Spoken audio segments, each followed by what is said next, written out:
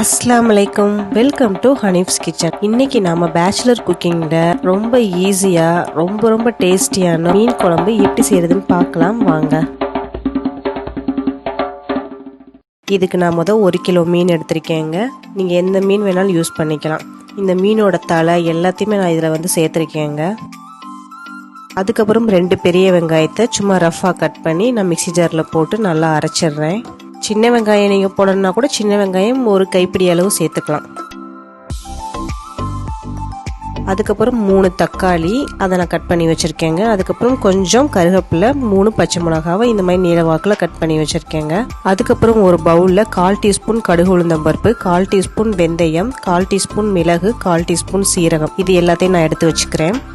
அதுக்கப்புறம் ஒரு பவுலில் எலுமிச்சம்பழ அளவு புளி எடுத்து அதை நம்ம ஊற வச்சிடலாங்க. தண்ணி ஊற்றி ஊற வச்சு ஒரு 15 நிமிஷம் கழிச்சு அதை நான் கரைச்சி வச்சுட்டேன். கரைச்சி வச்ச புளி கரைசலில் நான் குழம்பு மசாலா பொடி ஒரு 1/2 டீஸ்பூன் சேர்த்து நல்லா மிக்ஸ் பண்ணி வச்சுக்கிட்டேங்க.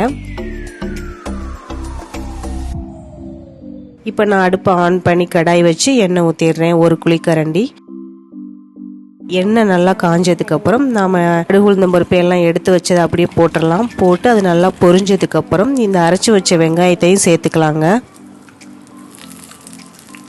சேர்த்து நல்லா வதக்கிட்டு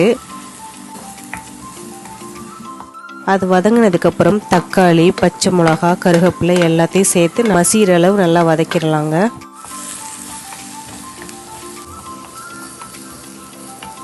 இப்போ நல்லாவே மசிஞ்சிருச்சு.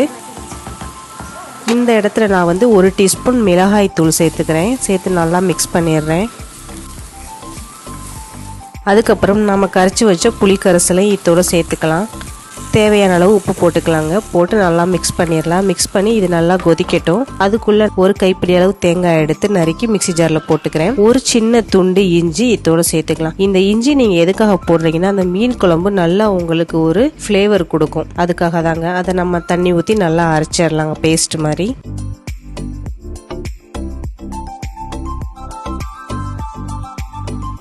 இப்போ மீன் கரைசல் நல்லாவே கொதிச்சிருச்சு. நான் இப்போ தேங்காய் ஊற்றிடுறேங்க. தேங்காய் ஊற்றி ஜஸ்ட் 1 கொதி கொதிச்சா போதுங்க. நம்ம மீன் எடுத்து போட்டுடலாம். இப்போ பாருங்க கொதிக்க ஆரம்பிச்சிருச்சு. இந்த இடத்துல நான் மீன் எல்லாத்தையும் சேர்த்துக்கிறேங்க. 1 கிலோ மீனை அப்படியே இந்த குழம்புல நான் சேர்த்துருக்கேங்க. சேர்த்து ஒரு 3 நிமிஷம் நல்லா குக் பண்ண விட்டுருங்க. ரொம்ப நேரம் தேவை கிடையாது. மீன் சீக்கிரமே குக் ஆயிரும். அதனால ஒரு 3 நிமிஷம் குக் ஆனால் போதுங்க. இப்போ பாருங்கள் 3 நிமிஷம் ஆச்சு. அருமையாக நல்லா மீன் குழம்பு ரெடி ஆகிடுச்சு. மீனும் சூப்பராக குக் ஆகிருக்குது. இந்த அருமையான மீன் குழம்பு நீங்கள் ட்ரை பண்ணி பாருங்கள். ட்ரை பண்ணி பார்த்து எப்படி இருந்துச்சு நம்ம கமெண்ட் பாக்ஸ் நம்மளுக்கு ட்ராப் பண்ணுங்கள். அப்படி நம்ம சேனலை சப்ஸ்கிரைப் பண்ணுங்கள். அப்படி பக்கத்தில் இருக்க பெல் ஐக்கானையும் கிளிக் பண்ணிடுங்க. அதோட நம்ம எல்லா வீடியோஸும் பார்த்து என்ஜாய் பண்ணுங்கள். தேங்க்யூ.